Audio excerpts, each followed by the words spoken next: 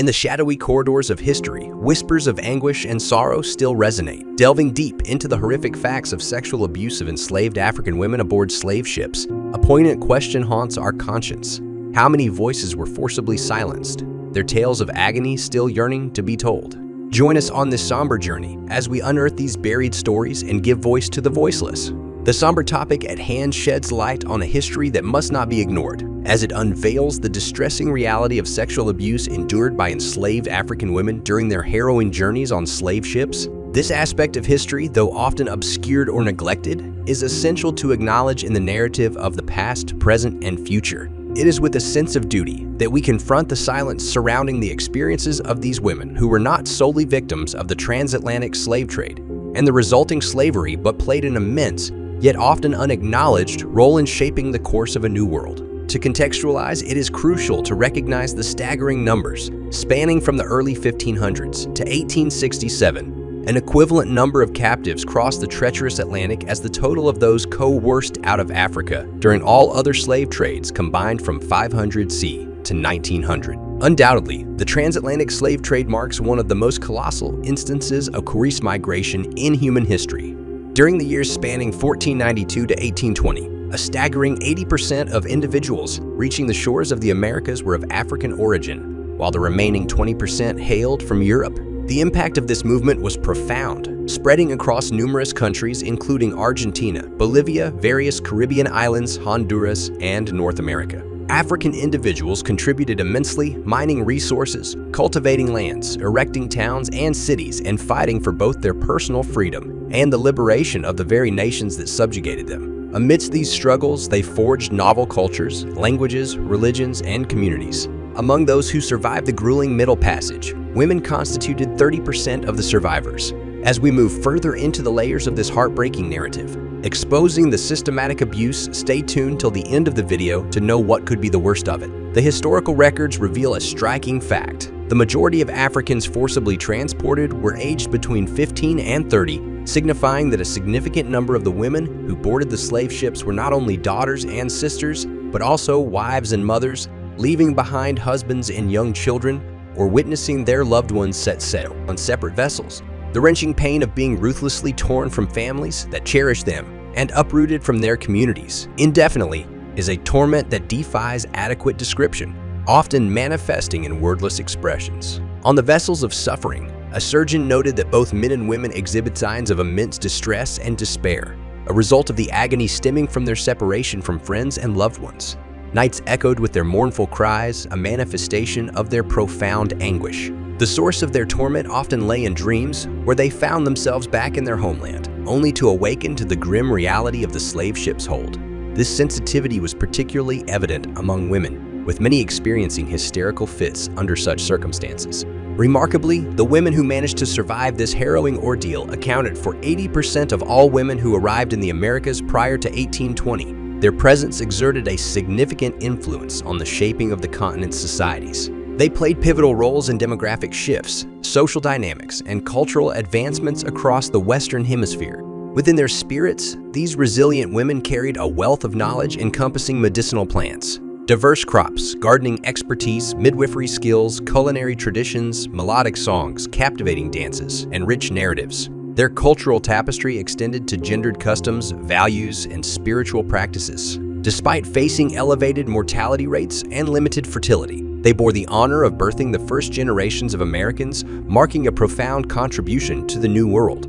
However, their existence was one marked by the intersecting oppressions of slavery and gender. The research underscores that women encountered a disproportionate share of severe physical abuse compared to men. Their vulnerability rendered them less likely to respond with aggression, as aptly summarized by Frederick Douglass. He is whipped oftenest who is whipped easiest. These women, akin to their male counterparts, were subjected to the dehumanizing ritual of being stripped naked, lashed, and humiliated in front of their children and their larger community. The torment of slavery reached even graver depths when viewed through the lens of women's experiences. They became victims of sexual abuse, spanning from harassment and forced prostitution to breeding and rape. The specter of rape loomed ominously on slave ships and persisted in the Americas, inflicted by sailors, overseers, slaveholders, and their sons. This heinous act, wielded then as it is now, as a tool of terror, aimed to assert dominance and degrade, not only the women, but also their fathers, brothers, husbands, and sons. These men were forcibly reminded of their perceived inadequacy as protectors. An appalling facet of gender-based violence was the coerced or incentivized breeding, a grotesque manifestation of exploitation thrust upon these women. The sexual abuse they endured was an integral part of a larger scheme aimed at demoralizing and subjugating the entire community, perpetuating an insidious cycle of suffering. The institution of slavery disregarded the sacred bonds of marriage, allowing couples and families to be torn apart abruptly and without warning. The cohesion of partners and kin could be shattered at any moment, with little consideration for their emotional ties. Except on larger plantations, husbands and wives were often separated, sometimes residing in different locales due to sales or owners' relocations. The unsettling truth is that despite men's valiant efforts to maintain connections and provide support, women were frequently compelled to raise their children in isolation under the looming threat of sales, the separation of families, or their own involuntary dispossession. Despite the oppressive circumstances, women displayed remarkable resilience, resisting their subjugation through a myriad of methods. Across the Americas, their acts of insolence were documented. They employed confrontational language, defiant gestures, challenging attitudes, and expressions that defied authority, with such forms of rebellion primarily attributed to women. Such overt displays of hostility and disobedience were met with severe retribution. Notably, it was often women who became the source of terror for slaveholders, employing poison to target both animals and people. This strategic act struck fear into the hearts of slaveholders who grappled with the dread of potential harm to themselves and their families as they watched their property, in both human and animal form, dwindle.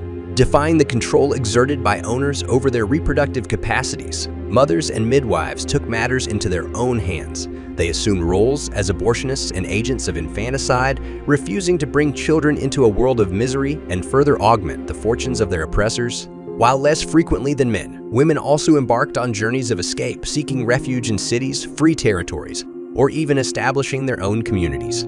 Throughout the Western Hemisphere, both small and large maroon enclaves bore witness to women's agency. In the United States, there were instances of mothers and their children residing in subterranean caves. They had dug sometimes up to 7 feet below the surface. Here they gave birth and managed to evade discovery for years.